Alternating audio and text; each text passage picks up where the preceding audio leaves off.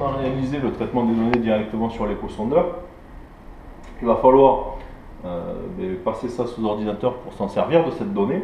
Donc par le biais d'une manipulation, on a enregistré l'ensemble des données sur notre petite carte SD qui était intégrée à notre échosondeur.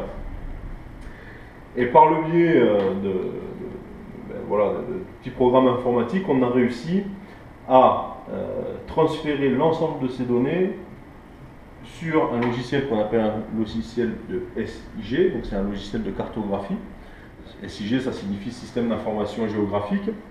Là, il y a deux buts différents. Le premier but, comme on le voit ici, c'est de créer des cartes avec les différentes informations qu'on a inventoriées et qu'on repère sur ces fonds cartes. Le deuxième but, c'est de travailler sur ces données, de traiter ces données en faisant ce qu'on appelle des analyses thématiques, c'est-à-dire, si je reprends l'exemple de mes herbiers tout à l'heure, pouvoir comparer d'une année sur l'autre l'évolution de ces herbiers de macrophytes, pouvoir comparer leur surface en fonction de la surface d'un bief. Voilà. En gros, faire des calculs qui vont nous permettre d'extraire de la donnée qui va nous donner de l'information, encore une fois, pour mieux gérer la rivière.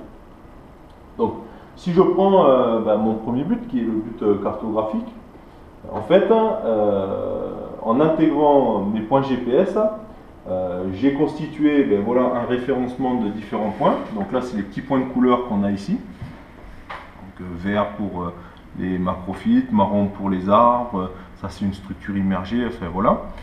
Et à chaque type d'habitat et d'éléments, on a réussi à associer aujourd'hui un pictogramme, c'est-à-dire une petite image qui va nous dire, qui va constituer la légende de nos cartes en fait, et qui va nous dire ici il y a des herbiers, ici il y a des arbres, etc.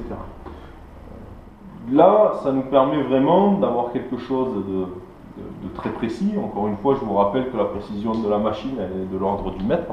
Et cette fois-ci, quelque chose de visuel aussi. C'est-à-dire que si on prend cette fois-ci plutôt à l'échelle de la rivière et qu'on recule un petit peu, on peut avoir une comparaison entre les biefs qui nous permet de dire, par exemple, le bief de Livignac est relativement riche parce qu'il est diversifié, il a des macrophytes, il a des éléments minéraux, etc.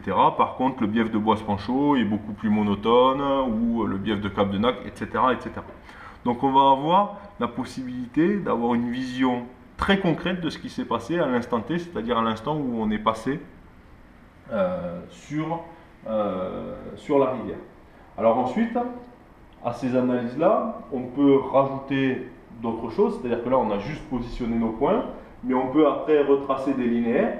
Donc si je les fais apparaître par exemple les linéaires d'herbier, en reliant les pointes de début, les pointes de fin, donc voilà, des linéaires qu'on pourra ensuite mesurer, des linéaires d'éléments rocheux, donc on fait apparaître ici, c'est-à-dire voilà, tous les linéaires où le substrat est constitué d'éléments un peu grossiers qui peuvent représenter aussi un intérêt sur le plan piscicole.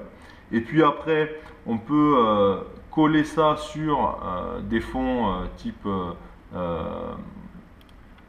photographie aérienne, où là, on peut tracer des linéaires, et notamment les linéaires de ripisylve, et puis aussi identifier certains éléments comme des parcours de pêche, les rampes de mise à l'eau, voilà. Tout ce qu'on peut inventorier, on va pouvoir le rajouter à nos données.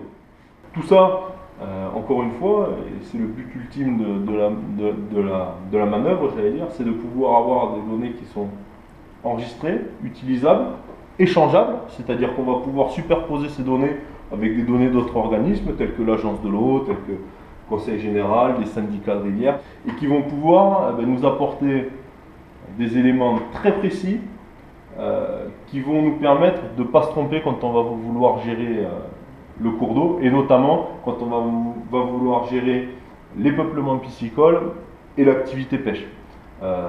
Avec ce type de cartographie, on va pouvoir être à même de dire tel bief est adapté à telle espèce, ça peut être le brochet, ça peut être le centre, alors que le bief suivant n'est pas adapté. Donc en fait, la gestion qu'on va mettre en place sur ce bief, elle va être très dépendante de l'état réel du bief et de sa capacité d'accueil réel. Donc, beaucoup plus d'efficacité en termes de gestion.